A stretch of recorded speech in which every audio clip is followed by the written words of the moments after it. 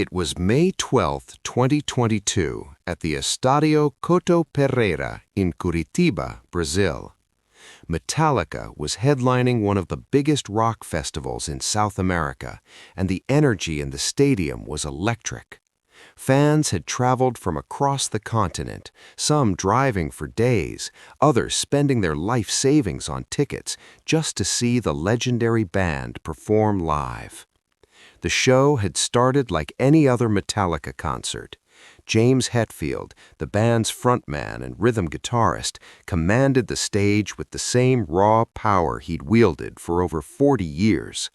His signature growl echoed through the massive speakers as Metallica tore through classics like Master of Puppets, One, and Sad But True. The pyrotechnics exploded on cue. The lights danced across the stage in perfect synchronization. Hetfield's guitar work was technically flawless. To the tens of thousands in the crowd, everything looked exactly as it should. This was Metallica, one of the biggest metal bands in history, doing what they'd done for 4 decades. But what the 50,000 screaming fans didn't know was that behind the leather jacket and the confident stage presence, Hetfield was fighting a battle he wasn't sure he could win. Each song felt like climbing a mountain. Each lyric required conscious effort to remember. The automatic pilot that had carried him through thousands of shows wasn't working anymore. Instead, he was hyper-aware of everything, every note he played, every word he sang, every moment he might mess up and expose himself as the fraud he felt he'd become. For months leading up to this tour, Hetfield had been struggling. The weight of being James Hetfield, the indestructible metal god, the voice of a generation, the man who'd survived bus crashes, addiction, and personal tragedy, was crushing him.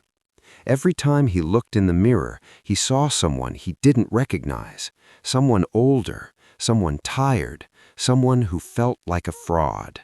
This wasn't his first battle with demons.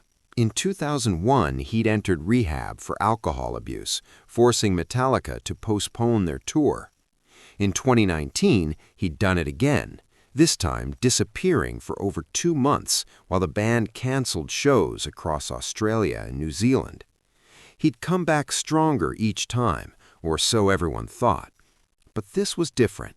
This wasn't about substances or external pressures. This was about something deeper.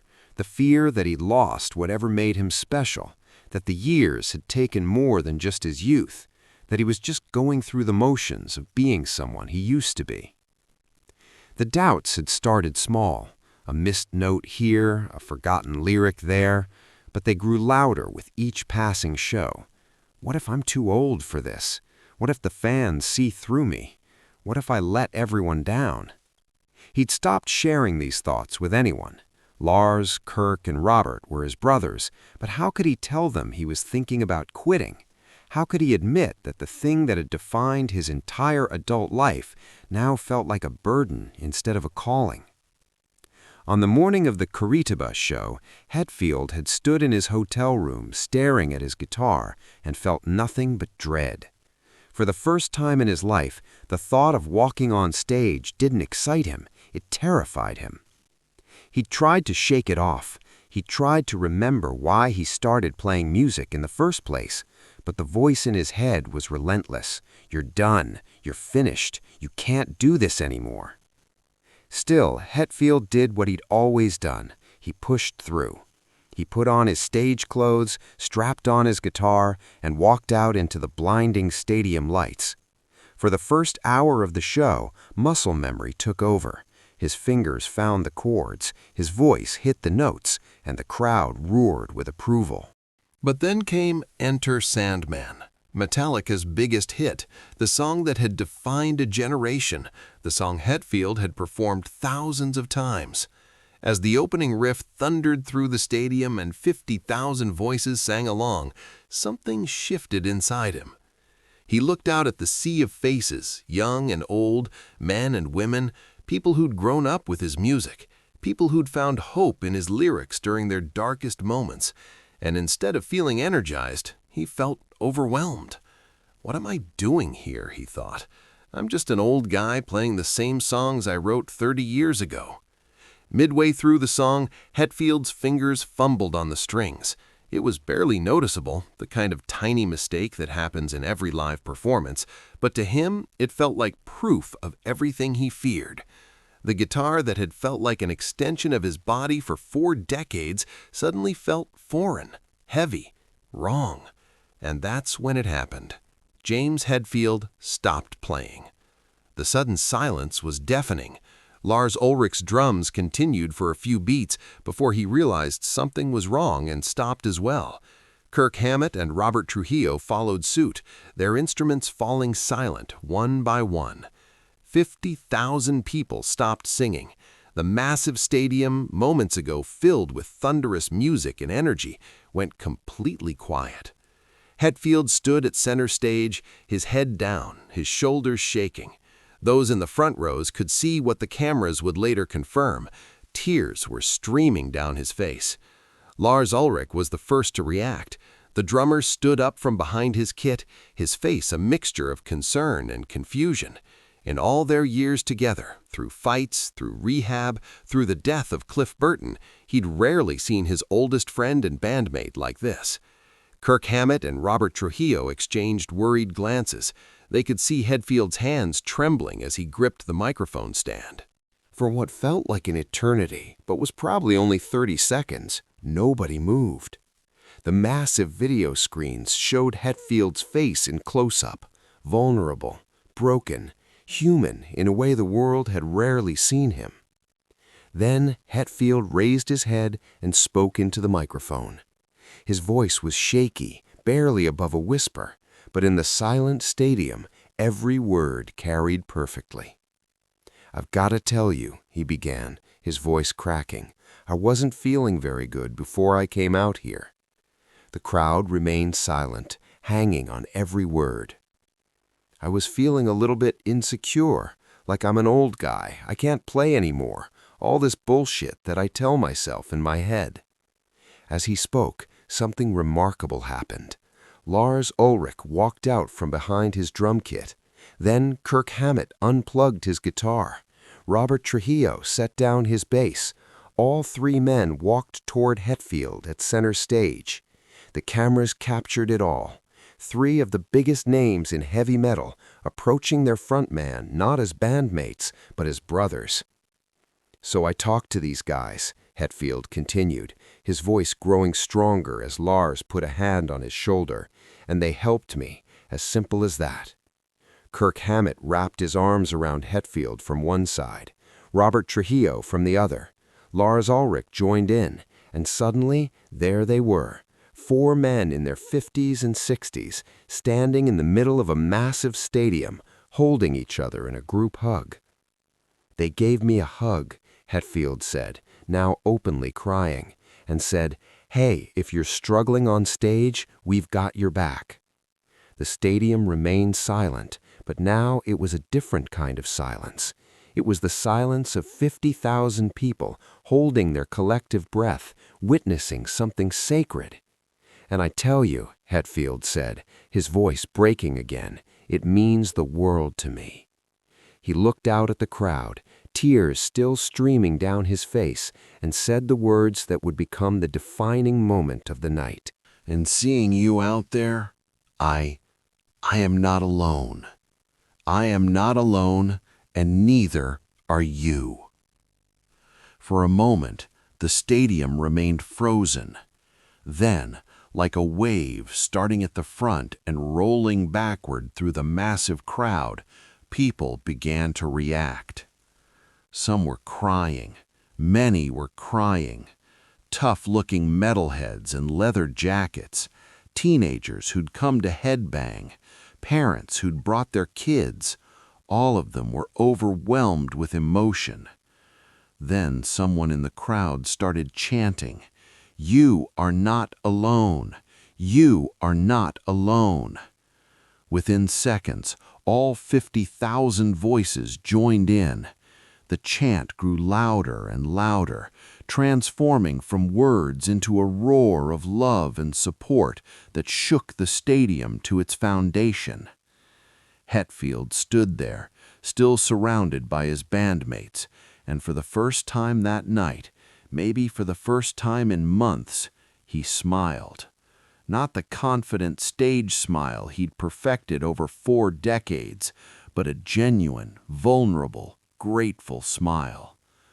The band returned to their instruments. Hetfield strapped his guitar back on, wiped his eyes, and nodded to Lars. The drums kicked in again, and Enter Sandman resumed right where it had left off. But something had changed. Hetfield played with a different energy now, not the forced mechanical performance he'd been pushing through, but something real and raw. When he sang the lyrics, they carried a weight they'd never had before. The rest of the concert became something more than just a rock show. It became a communion between performer and audience, a shared acknowledgement that everyone, even legends, even icons, even the toughest frontmen in heavy metal, struggles with doubt and fear and insecurity. When Metallica played Nothing Else Matters later in the set, Hetfield dedicated it to everyone who's ever felt like they weren't enough. The crowd sang every word with him, and this time Hetfield sang back to them with tears of gratitude instead of pain. The show ended with Seek and Destroy, and as the final notes rang out, Hetfield stood at the edge of the stage and simply said, "Thank you for saving my life tonight." What happened in Curitiba that night rippled far beyond the stadium walls. Videos of Hetfield's breakdown and the subsequent group hug went viral within hours. But these weren't the usual concert clips. These were shared by people who'd never listened to Metallica, people who just needed to see that even their heroes struggle. Mental health organizations shared the videos as examples of vulnerability and asking for help. Therapy groups used Hetfield's words in their sessions.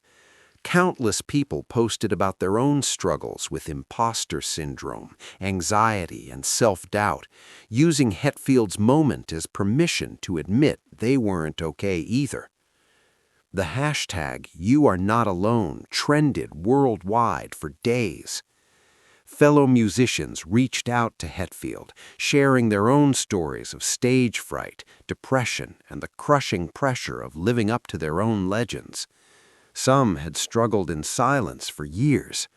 Hetfield's public moment gave them permission to speak up. But perhaps the most powerful impact was on the 50,000 people who were actually there that night. In interviews and social media posts afterward, fans described it as a life-changing experience, not because of the music, but because of the humanity. One fan, a 42-year-old man named Paolo, wrote, "I went to that concert feeling like a failure. My business had collapsed, my marriage was falling apart, and I felt like I had nothing left. When I saw James Hetfield admit he felt the same way, something in me shifted. If he could ask for help, so could I." Another fan, a 19-year-old woman named Isabella, shared, "I'd been planning to end my life that week. I'd bought the Metallica ticket months before and decided it would be my last good memory. When Hetfield said, 'You are not alone,' and 50,000 people chanted it back, I realized I wasn't. I got help the next day. I'm still here because of that moment." For Hetfield himself, the Curitiba show became a turning point. In interviews afterward, he spoke openly about the experience with a vulnerability that surprised longtime fans.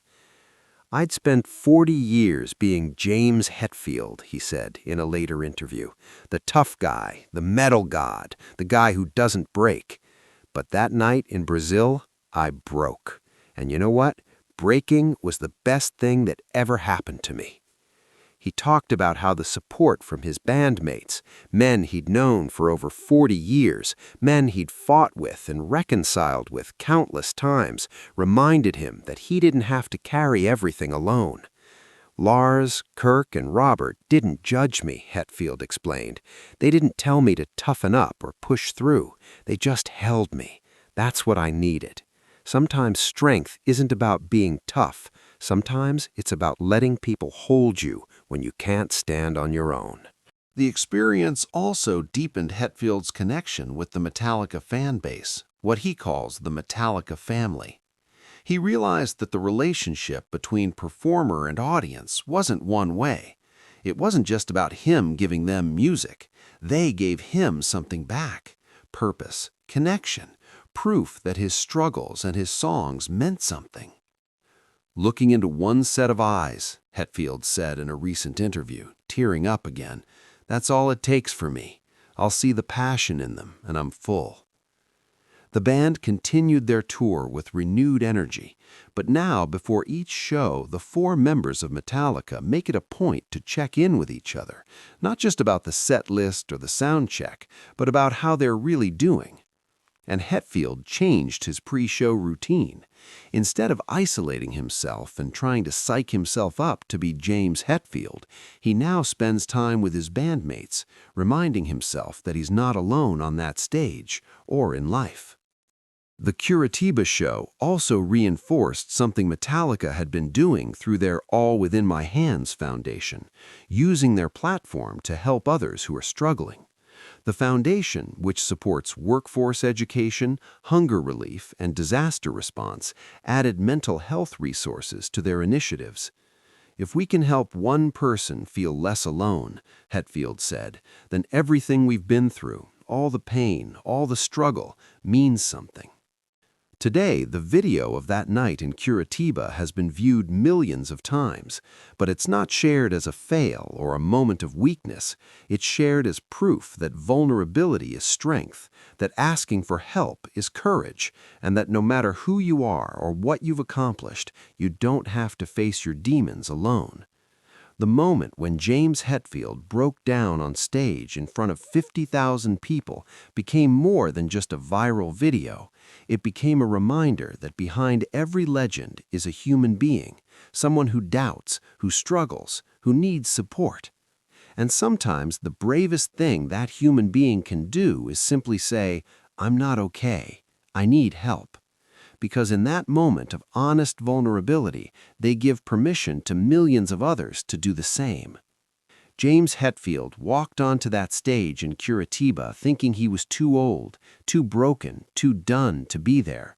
He walked off that stage knowing that his band had his back, his fans had his heart, and he was exactly where he needed to be.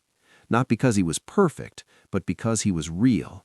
And in the end, that's what 50,000 people in Brazil and millions around the world needed to see. Not a metal god who never breaks, but a man who broke, asked for help, and kept going. Because he wasn't alone, and neither are any of us.